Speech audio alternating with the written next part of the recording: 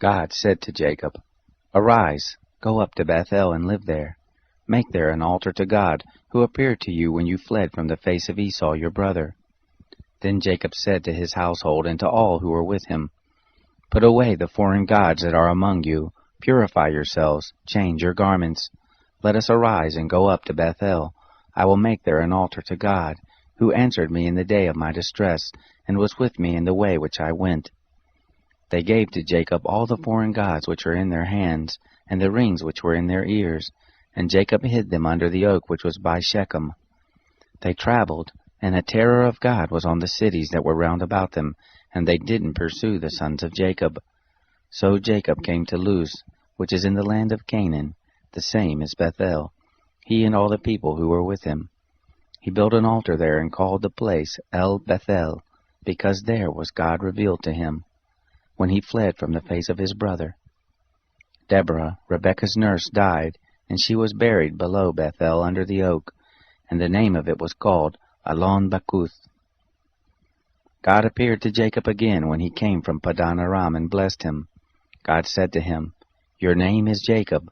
Your name shall not be Jacob any more, but your name will be Israel." He named him Israel. God said to him, "I am God Almighty. Be fruitful and multiply. A nation and a company of nations will be from you, and kings will come out from your loins. The land which I gave to Abraham and Isaac I will give it to you, and to your seed after you will I give the land." God went up from him in the place where he spoke with him. Jacob set up a pillar in the place where he spoke with him, a pillar of stone. He poured out a drink offering on it, and poured oil on it. Jacob called the name of the place where God spoke with him Bethel. They traveled from Bethel. There was still some distance to come to Ephrath, and Rachel travailed. She had hard labor. It happened that, when she was in hard labor, that the midwife said to her, "Don't be afraid, for now you will have another son." It happened, as her soul was departing, for she died, that she named him Benoni, but his father called him Benjamin. Rachel died and was buried in the way to Ephrath, the same as Bethlehem. Jacob set up a pillar on her grave. The same is the pillar of Rachel's grave to this day.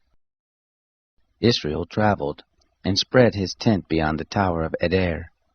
It happened, while Israel lived in that land, that Reuben went and lay with Bilhah, his father's concubine, and Israel heard of it. Now the sons of Jacob were 12, the sons of Leah, Reuben, Jacob's firstborn, Simeon, Levi, Judah, Issachar, and Zebulun. The sons of Rachel, Joseph and Benjamin. The sons of Bilhah, Rachel's handmaid, Dan and Naphtali. The sons of Zilpah, Leah's handmaid, Gad and Asher. These are the sons of Jacob, who were born to him in Padan Aram. Jacob came to Isaac his father, to Mamre, to Kiriath Arba, the same as Hebron, where Abraham and Isaac lived as foreigners. The days of Isaac were 180 years. Isaac gave up the spirit and died, and was gathered to his people, old and full of days. Esau and Jacob his sons buried him.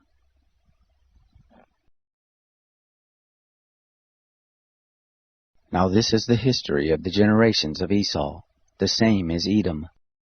Esau took his wives from the daughters of Canaan: Ada, the daughter of Elon the Hittite, and Oholibamah, the daughter of Anna, the daughter of Zibeon the Hivite, and Basemath, Ishmael's daughter, the sister of Nebaioth. Ada bore to Esau Eliphaz, Basemath bore Ruel, Oholibamah bore Jeush, Jalam, and Korah. These are the sons of Esau, who were born to him in the land of Canaan. Esau took his wives, his sons, his daughters, and all the members of his household with his cattle, all his animals, and all his possessions which he had gathered in the land of Canaan, and went into a land away from his brother Jacob, for their substance was too great for them to dwell together, and the land of their travels couldn't bear them because of their cattle. Esau lived in the hill country of Seir. Esau is Edom. This is the history of the generations of Esau, the father of the Edomites in the hill country of Seir. These are the names of Esau's sons: Eliphaz, the son of Ada, the wife of Esau, and Ruel, the son of Basemath, the wife of Esau. The sons of Eliphaz were Teman, Omar, Zepho, and Gatam, and Kenaz. Timnah was concubine to Eliphaz, Esau's son, and she bore to Eliphaz Amalek. These are the sons of Ada, Esau's wife.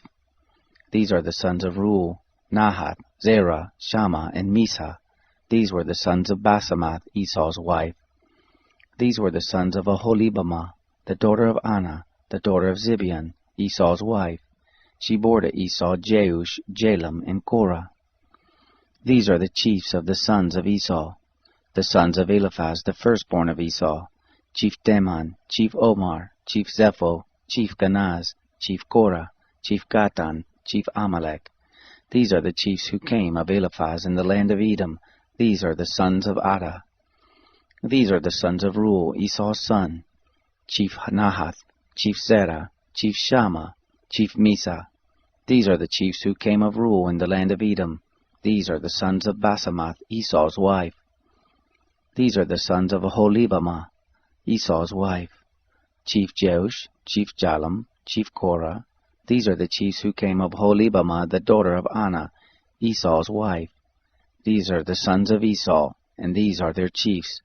The same is Edom. These are the sons of Seir the Horite, the inhabitants of the land: Lotan, Shobal, Zibeon, Anna, Dishon, Ezer, and Dishan. These are the chiefs who came of the Horites, the children of Seir in the land of Edom. The children of Lotan were Hori and Heman. Lotan's sister was Timnah. These are the children of Shobal: Alvan, Manahath, Ebal, Shepho, and Onam. These are the children of Zibeon: Aiah and Anna. This is Anna who found the hot springs in the wilderness as he fed the donkeys of Zibeon his father. These are the children of Anna: Dishon and Aholibamah, the daughter of Anna. These are the children of Dishon: Hemdan, Eshban, Ithran, and Cheran. These are the children of Ezer: Bilhan, Zavan, and Akan. These are the children of Dishan: Uz and Aran. These are the chiefs who came of the Horites: Chief Lotan, Chief Shobal, Chief Zibeon, Chief Anna, Chief Dishon, Chief Herzer, Chief Dishan. These are the chiefs who came of the Horites, according to their chiefs in the land of Seir. These are the kings who reigned in the land of Edom, before any king reigned over the children of Israel. Bela, the son of Beor, reigned in Edom. The name of his city was Dinhaba. Bela died, and Jobab, the son of Zerah of Bozrah, reigned in his place. Jobab died, and Husham of the land of the Temanites reigned in his place. Husham died, and Hadad, the son of Bedad, who struck Midian in the field of Moab, reigned in his place. The name of his city was Avith. Hadad died, and Samlah of Masrekah reigned in his place. Samlah died, and Shaul of Rehoboth by the river reigned in his place. Shaul died, and Baal-Hanan, the son of Achbor, reigned in his place. Baal-Hanan, the son of Achbor, died, and Hadar reigned in his place. The name of his city was Pau. His wife's name was Mehetabel, the daughter of Matred, the daughter of Mezahab. These are the names of the chiefs who came from Esau, according to their families, after their places and by their names: Chief Timnah, Chief Alva, Chief Jethreth, Chief Aholibamah, Chief Elah, Chief Pinon, Chief Kenaz, Chief Teman, Chief Mibsar, Chief Magdiel, and Chief Iram. These are the chiefs of Edom, according to their habitations in the land of their possession. This is Esau, the father of the Edomites.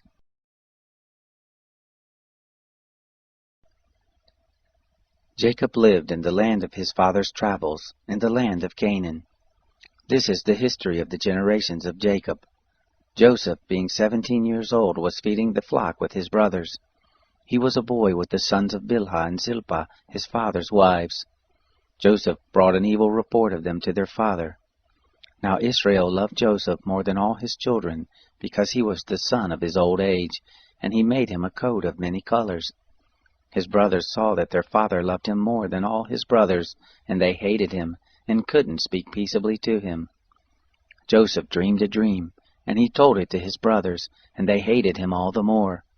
He said to them, "Please, hear this dream which I have dreamed. For behold, we were binding sheaves in the field, and behold, my sheaf arose, and also stood upright. And behold, your sheaves came around, and bowed down to my sheaf. His brothers said to him, Will you indeed reign over us? Or will you indeed have dominion over us? They hated him all the more for his dreams and for his words. He dreamed yet another dream, and told it to his brothers, and said, Behold, I have dreamed yet another dream, and behold, the sun and the moon and the 11 stars bowed down to me. He told it to his father and to his brothers. His father rebuked him and said to him, What is this dream that you have dreamed? Will I and your mother and your brothers indeed come to bow ourselves down to you to the earth? His brothers envied him, but his father kept this saying in mind. His brothers went to feed their father's flock in Shechem. Israel said to Joseph, Aren't your brothers feeding the flock in Shechem? Come, and I will send you to them. He said to him, Here I am. He said to him, Go now, see whether it is well with your brothers, and well with the flock, and bring me word again. So he sent him out of the valley of Hebron, and he came to Shechem. A certain man found him, and behold, he was wandering in the field. And the man asked him, saying, What are you looking for? He said, I am looking for my brothers. Tell me, please, where they are feeding the flock. The man said, They have left here, for I heard them say, Let us go to Dothan. Joseph went after his brothers, and found them in Dothan. They saw him afar off, and before he came near to them, they conspired against him to kill him. They said one to another, Behold, this dreamer comes. Come now, therefore, and let's kill him, and cast him into one of the pits, and we will say, An evil animal has devoured him. We will see what will become of his dreams. Reuben heard it, and delivered him out of their hand, and said, Let's not take his life. Reuben said to them, Shed no blood. Throw him into this pit that is in the wilderness, but lay no hand on him, that he might deliver him out of their hand to restore him to his father. It happened, when Joseph came to his brothers, that they stripped Joseph of his coat, the coat of many colors that was on him, and they took him, and threw him into the pit. The pit was empty, there was no water in it. They sat down to eat bread, and they lifted up their eyes and looked, and saw a caravan of Ishmaelites was coming from Gilead, with their camels bearing spices, and balm and myrrh, going to carry it down to Egypt. Judah said to his brothers, What profit is it if we kill our brother and conceal his blood? Come, and let's sell him to the Ishmaelites, and not let our hand be on him, for he is our brother, our flesh. His brothers listened to him. Midianites who were merchants passed by, and they drew and lifted up Joseph out of the pit, and sold Joseph to the Ishmaelites for 20 pieces of silver. They brought Joseph into Egypt. Reuben returned to the pit, and saw that Joseph wasn't in the pit, and he tore his clothes. He returned to his brothers and said, The child is no more, and where will I go? They took Joseph's coat, and killed a male goat, and dipped the coat in the blood. They took the coat of many colors, and they brought it to their father, and said, We have found this. Examine it now, whether it is your son's coat or not. He recognized it and said, It is my son's coat. An evil animal has devoured him. Joseph is without doubt torn in pieces. Jacob tore his clothes, and put sackcloth on his loins, and mourned for his son many days. All his sons and all his daughters rose up to comfort him, but he refused to be comforted. He said, For I will go down to Sheol to my son mourning. His father wept for him. The Midianites sold him into Egypt to Potiphar, an officer of Pharaoh, the captain of the guard.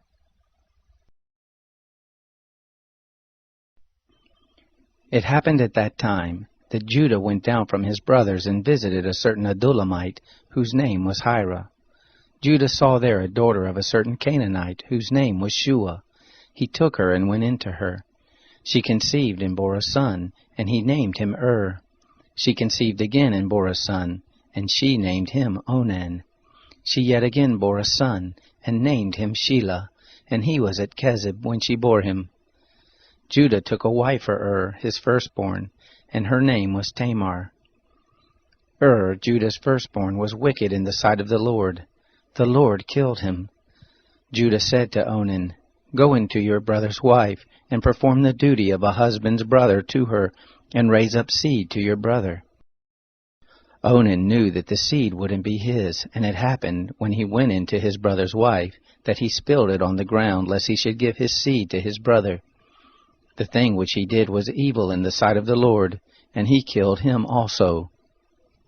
Then Judah said to Tamar his daughter-in-law, "Remain a widow in your father's house, until Shelah my son is grown up." For he said, "Lest he also die like his brothers." Tamar went and lived in her father's house. After many days, Shua's daughter, the wife of Judah, died. Judah was comforted, and went up to his sheep shearers to Timnah, he and his friend Hira the Adullamite. It was told Tamar, saying, "Behold, your father-in-law is going up to Timnah to shear his sheep." She took off the garments of her widowhood, and covered herself with her veil, and wrapped herself, and sat in the gate of Enaim, which is by the way to Timnah. For she saw that Shelah was grown up, and she wasn't given to him as a wife. When Judah saw her, he thought that she was a prostitute, for she had covered her face. He turned to her by the way and said, "Please come, let me come in to you," for he didn't know that she was his daughter-in-law. She said, "What will you give me that you may come in to me?" He said, "I will send you a kid of the goats from the flock." She said, "Will you give me a pledge until you send it?" He said, "What pledge will I give you?" She said, "Your signet and your cord, and your staff that is in your hand." He gave them to her, and came into her, and she conceived by him. She arose and went away, and put off her veil from her, and put on the garments of her widowhood. Judah sent the kid of the goats by the hand of his friend the Adullamite to receive the pledge from the woman's hand, but he didn't find her. Then he asked the men of her place, saying, "Where is the prostitute that was at Enaim by the road?" They said, "There has been no prostitute here." He returned to Judah and said, "I haven't found her." And also the men of the place said, "There has been no prostitute here." Judah said, "Let her keep it, lest we be shamed. Behold, I sent this kid, and you haven't found her." It happened about 3 months later that it was told Judah, saying, "Tamar, your daughter-in-law, has played the prostitute, and moreover, behold, she is with child by prostitution." Judah said, "Bring her forth, and let her be burnt." When she was brought forth, she sent to her father-in-law, saying, "By the man whose these are, I am with child." She also said, "Please discern whose are these, the signet, and the cords, and the staff." Judah acknowledged them and said, "She is more righteous than I, because I didn't give her to Shelah my son."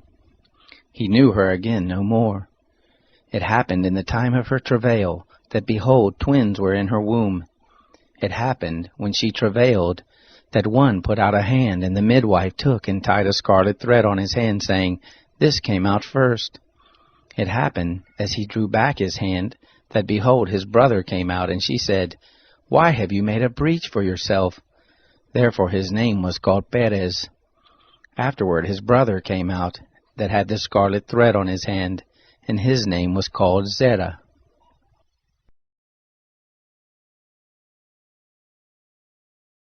At that time Jesus went on the Sabbath day through the grain fields. His disciples were hungry, and began to pluck heads of grain and to eat. But the Pharisees, when they saw it, said to him, "Behold, your disciples do what is not lawful to do on the Sabbath."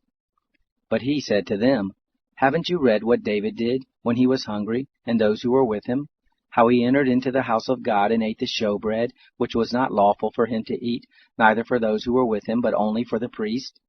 Or have you not read in the law, that on the Sabbath day the priests in the temple profane the Sabbath and are guiltless? But I tell you that one greater than the temple is here. But if you had known what this means, 'I desire mercy and not sacrifice,' you would not have condemned the guiltless. For the Son of Man is Lord of the Sabbath." He departed there and went into their synagogue. And behold, there was a man with a withered hand. They asked him, "Is it lawful to heal on the Sabbath day?" that they might accuse him. He said to them, "What man is there among you who has one sheep, and if this one falls into a pit on the Sabbath day, won't he grab onto it and lift it out? Of how much more value then is a man than a sheep? Therefore it is lawful to do good on the Sabbath day." Then he told the man, "Stretch out your hand." He stretched it out, and it was restored whole, just like the other. But the Pharisees went out and conspired against him, how they might destroy him. Jesus, perceiving that, withdrew from there. Great multitudes followed him, and he healed them all, and charged them that they should not make him known, that it might be fulfilled which was spoken through Isaiah the prophet, saying, "Behold my servant whom I have chosen, my beloved, in whom my soul is well pleased. I will put my spirit on him. He will proclaim justice to the Gentiles. He will not strive nor shout, neither will anyone hear his voice in the streets. He won't break a bruised reed. He won't quench a smoking flax, until he leads justice to victory. In his name the Gentiles will hope." Then one possessed by a demon, blind and mute, was brought to him, and he healed him, so that the blind and mute man both spoke and saw. All the multitudes were amazed and said, "Can this be the son of David?" But when the Pharisees heard it, they said, "This man does not cast out demons except by Beelzebul, the prince of the demons." Knowing their thoughts, Jesus said to them, "Every kingdom divided against itself is brought to desolation, and every city or house divided against itself will not stand. If Satan cast out Satan, he is divided against himself. How then will his kingdom stand? If I by Beelzebul cast out demons, by whom do your sons cast them out? Therefore they will be your judges. But if I by the Spirit of God cast out demons, then the kingdom of God has come upon you. Or how can one enter into the house of the strong man and plunder his goods, unless he first bind the strong man? Then he will plunder his house. He who is not with me is against me, and he who doesn't gather with me scatters. Therefore I tell you, every sin and blasphemy will be forgiven men, but the blasphemy against the Spirit will not be forgiven men. Whoever speaks a word against the Son of Man, it will be forgiven him. But whoever speaks against the Holy Spirit, it will not be forgiven him, neither in this world, nor in that which is to come. Either make the tree good and its fruit good, or make the tree corrupt and its fruit corrupt, for the tree is known by its fruit. You offspring of vipers, how can you, being evil, speak good things? For out of the abundance of the heart the mouth speaks.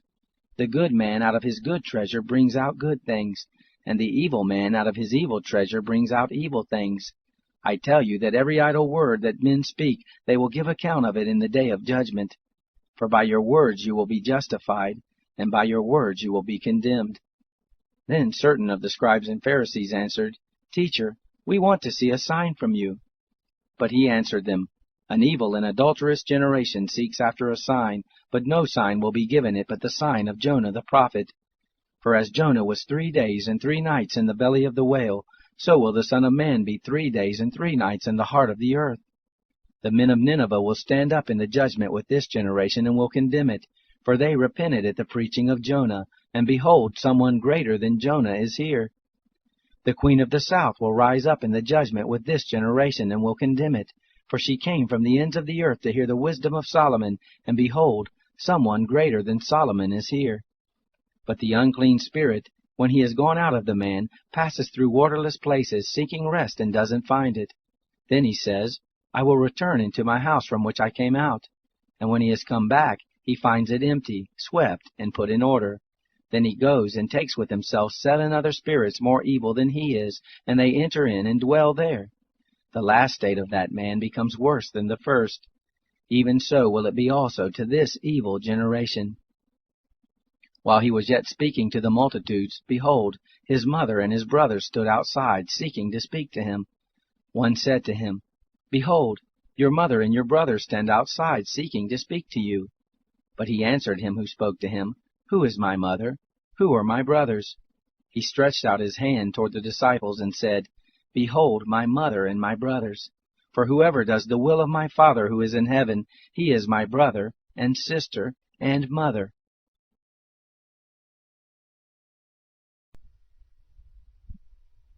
Psalm 15, a psalm by David. Yahweh, who shall dwell in your sanctuary? Who shall live on your holy hill? He who walks blamelessly does what is right, and speaks truth in his heart. He who doesn't slander with his tongue, nor does evil to his friend, nor casts slurs against his fellow man, in whose eyes a vile man is despised, but who honors those who fear Yahweh. He who keeps an oath, even when it hurts and doesn't change. He who doesn't lend out his money for usury, nor take a bribe against the innocent. He who does these things shall never be shaken.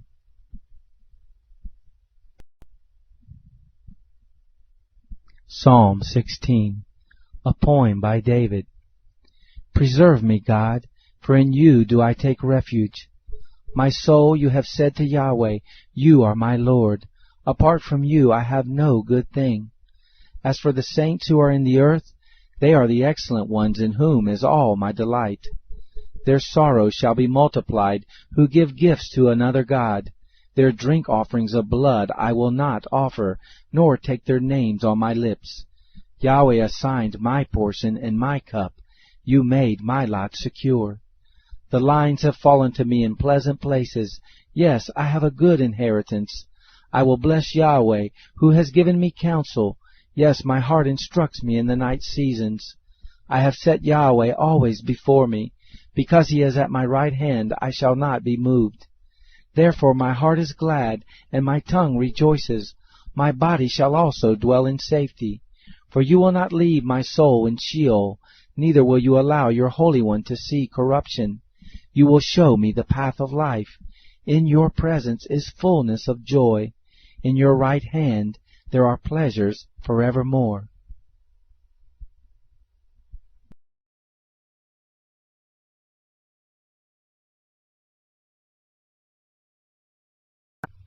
My son, let them not depart from your eyes.